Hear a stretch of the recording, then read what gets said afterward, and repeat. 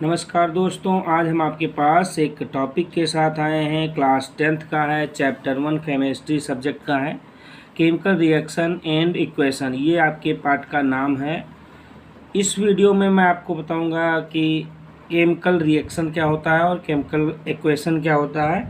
हिंदी में बताएं तो रासायनिक अभिक्रिया एवं समीकरण, ये आपके पाठ का चैप्टर का नाम है। चैप्टर आपका फर्स्ट होगा, क्लास 10th का ये सब्जेक्ट है केमिस्ट्री।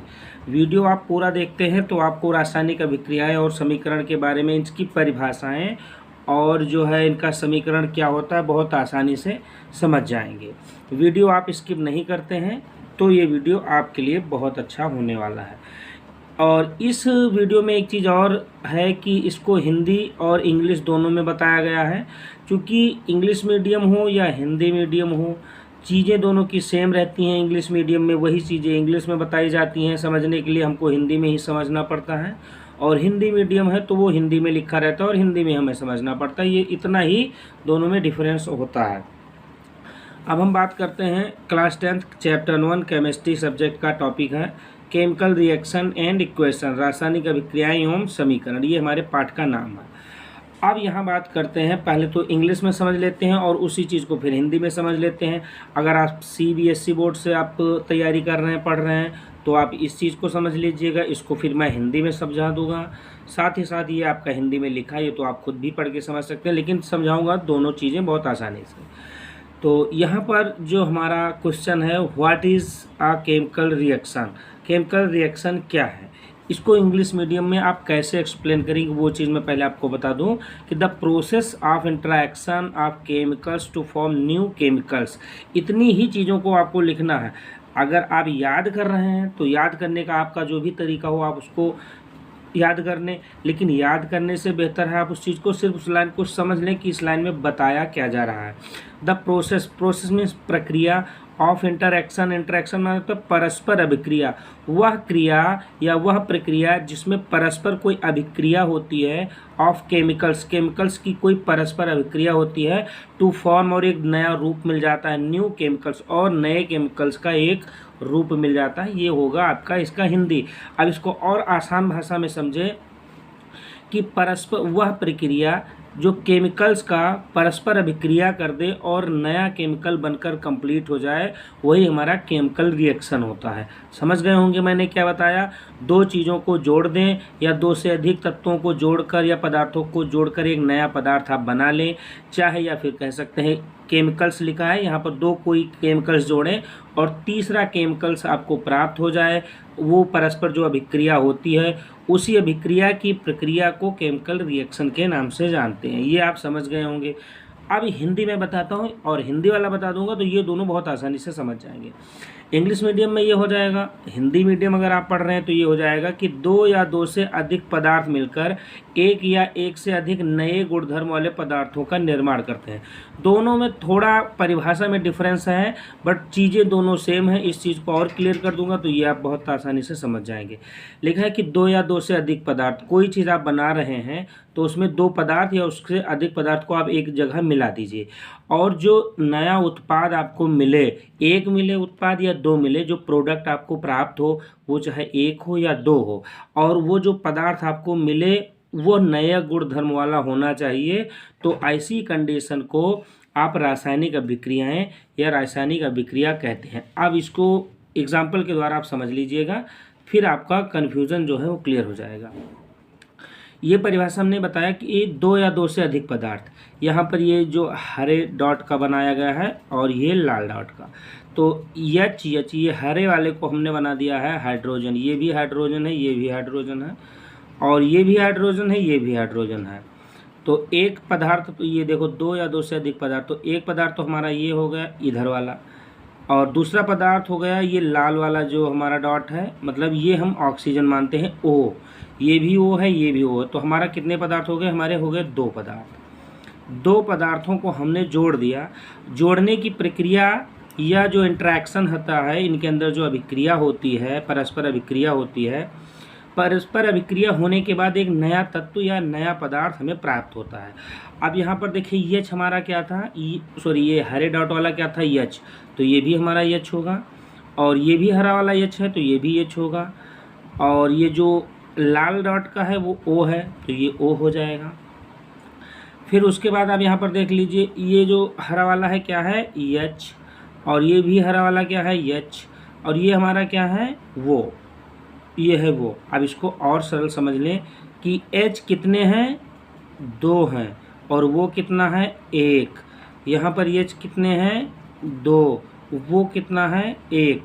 तो ये चीज़ तो अभी मैं सिर्फ रिएक्शन समझाने के लिए लिख रहा हूँ, बाकी इसको क्लियर मैं नीचे और कर दे रहा हूँ जिससे कन्फ्यूज़न आपका क्लियर हो जाएगा। तो यहाँ पर हाइड्रोजन और यहाँ पर हाइड्रोजन, यहाँ पर ऑक्सीजन, इन 2 हाइड्रोजन को लेकर एक ऑक्सीजन इसमें से इसमें मिल जाता है और कंप्लीट हो जाता है हमारा H2O। सेम कंडीशन यहाँ पर 2 हाइड्रोजन है और बचा हुआ यहाँ पर एक ऑक्सीजन है, यहाँ पर ये संयोग करता है या इंटरेक्शन करता है, और यहाँ पर हमारा दूसरा H2O के 2 अणु बन जाते हैं। हमें क्या मिल गया, पानी प्राप्त हुआ।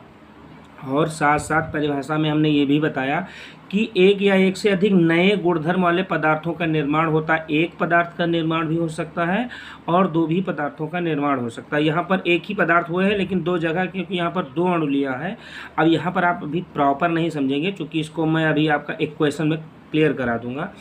तो यहाँ पर हमने ये बताया था कि जो पदार्थ मिले वो नया गुणधर्म वाला होना चाहिए। अब देखिए कि इसमें और इसमें क्या डिफरेंस है। हाइड्रोजन अगर आप देखते हैं या ऑक्सीजन, अगर हाइड्रोजन अलग हो या ऑक्सीजन अलग हो, हाइड्रोजन को आप ऐसे ही तो लिखते हैं H2 गैस, और ऑक्सीजन को क्या लिखते हैं, O2 गैस। तो ये 2 हाइड्रोजन है तो H2 गैस हो गया, 2 ऑक्सीजन है तो ऑक्सीजन गैस हो गया, 2 O2 है तो ऑक्सीजन गैस हो गया। तो हाइड्रोजन, हाइड्रोजन और ऑक्सीजन ये दोनों गैसें हैं। अब आप खुद कल्पना करिए कि कोई भी पदार्थ अगर जलने लगता है तो वो ऑक्सीजन या हाइड्रोजन की उपस्थिति में ही जलता है। हाइड्रोजन ऑक्सीजन से ज़्यादा ज्वलनशील पदार्थ है।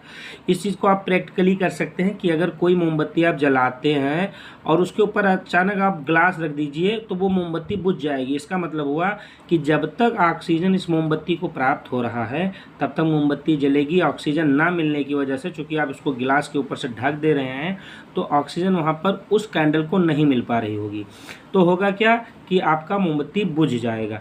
तो यहाँ पर ये हाइड्रोजन और ऑक्सीजन ज्वलनशील पदार्थ थे, लेकिन जो हमें उत्पाद प्राप्त हुआ वो हमें क्या प्राप्त हुआ, पानी। ये दोनों के अणु जो हैं पानी किसी भी आग को बुझाने में सक्षम होती है। तो हाइड्रोजन तो जलाने वाली चीज़ है, ऑक्सीजन तो जलाने वाली चीज़ है, लेकिन दोनों की अगर हम इंटरैक्शन करा दें तो हमें जो उत्पाद मिलेगा वो नए गुणधर्म वाला बनेगा, जैसा कि पानी बनेगा, और पानी किसी भी आग को बुझाने में सक्षम होता है। तो इसका गुणधर्म दूसरा था और इसका गुणधर्म दूसरा है। तो इस चीज़ को आप कहते हैं chemical reaction. The process of interaction of chemicals to form new chemicals is called chemical reactions. तो ये आप समझ गए होंगे। यहाँ पर हमने कुछ लिखा है कि hydrogen react with oxygen to form water.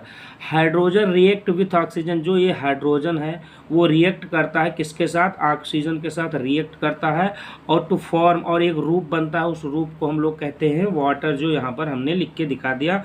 Water का फार्मूला H2O आप क्लियरली जानते होंगे यहाँ पर। अब ये तो हो गया आपका रिएक्शंस, केमिकल रिएक्शन या रासायनिक अभिक्रिया। अब बात करते हैं केमिकल इक्वेशन की। इक्वेशन मतलब होता है समीकरण, केमिकल इक्वेशन मतलब रासायनिक समीकरण को पढ़ लेते हैं कि रासायनिक समीकरण क्या होता है। What is a chemical equations, इसको आप इंग्लिश में हमने लिख रखा है, हिंदी में भी इसको क्लियर करा दूंगा कि mathematical representation of chemical reaction that involve the use of formula and symbols.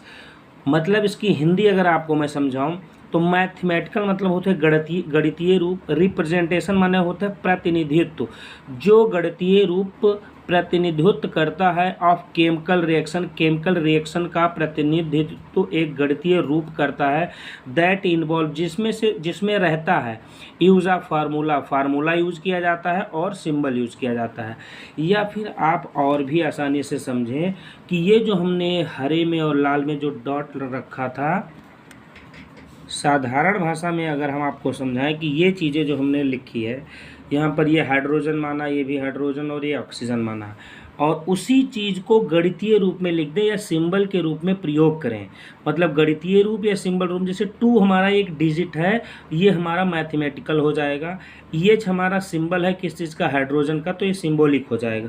तो मतलब वो समीकरण जो आप यहाँ पर लिख रहे थे या आपने जो ये समीकरण यहाँ पर बनाया था इस कंडीशन में, इस कैटेगरी में, उस चीज़ को आप थोड़ा इज्जत से लिख दें, मतलब यहाँ पर इस कंडीशन में, और इसको सिंबॉलिक और मैथमेटिकल रूप में लिख दें, तो उसी चीज़ को आप कहेंगे केमिकल इक्वेशन। जैसे अब देखिएगा, वहाँ पर हाइड्रोजन के कितने अणु लिए थे हमने, वहाँ पर हमने लिया था 2 अणु। मतलब यहाँ पर देख लीजिए, हाइड्रोजन के 2 अणु एक जगह थे, हाइड्रोजन के 2 अणु एक जगह थे, और ऑक्सीजन के 2 अणु अलग थे।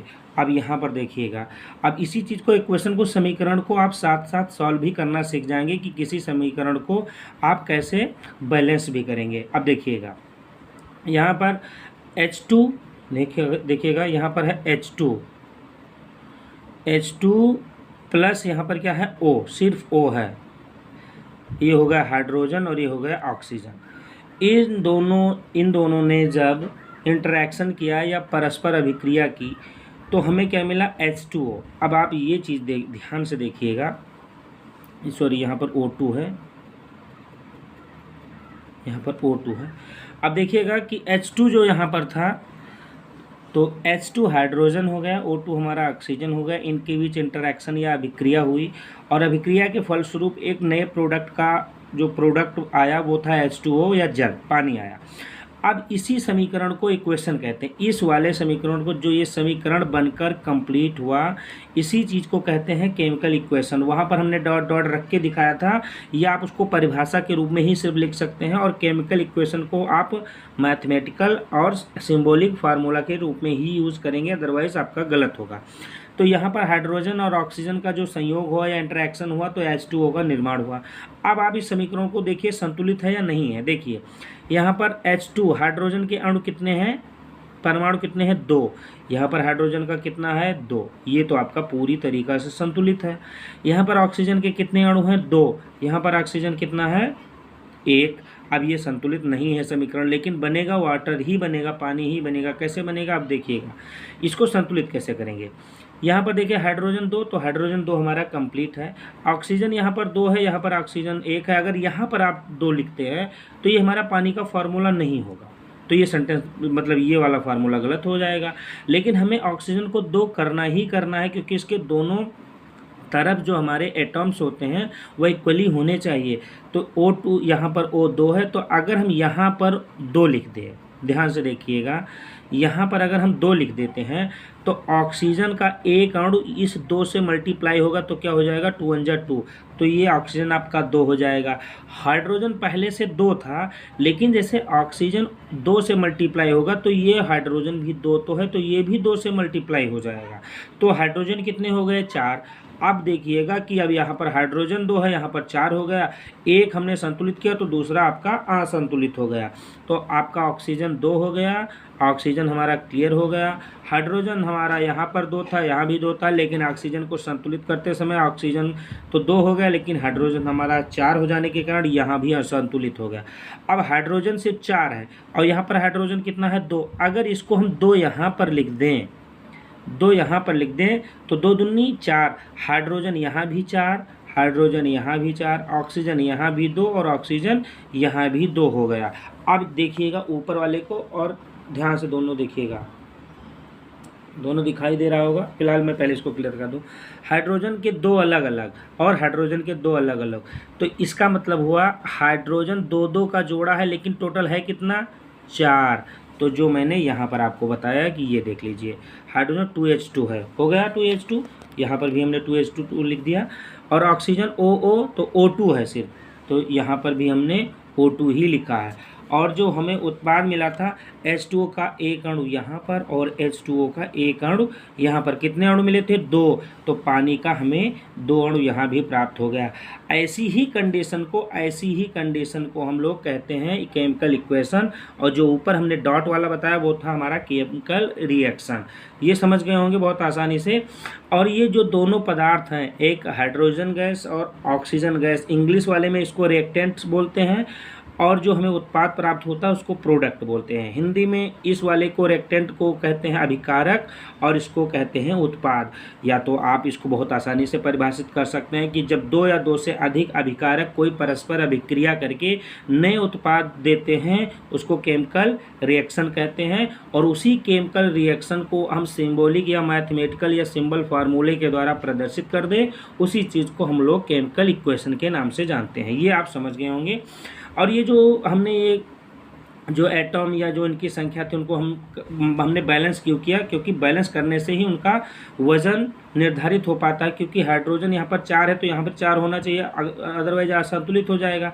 तो हमने यहाँ पर नीचे लिख रखा है a chemical equation having an equal numbers. जो केमिकल इक्वेशन जो समीकरण होता है, इक्वल नंबर ऑफ एटम में बराबर के परमाणु पाए जाते हैं, तो बराबर के परमाणु भी हो गए ऑन बोथ साइड, दोनों दिशाओं में, ना कि एक ही दिशा में दूसरा हो और एक दिशा में दूसरा हो। तो बोथ साइड पर आप देख सकते हैं कि जो नंबर ऑफ एटम है वो इक्वली है, दोनों में हमने क्लियर करके बता दिया। ऑफ द रिएक्शन जब अभिक्रिया होती है तब is called balanced chemical reaction, और इसी प्रक्रिया को कहते हैं बैलेंस्ड केमिकल रिएक्शन। तो ये चीज़ें आप समझ चुके होंगे। इसमें परिभाषाएं आपको 3 मिली।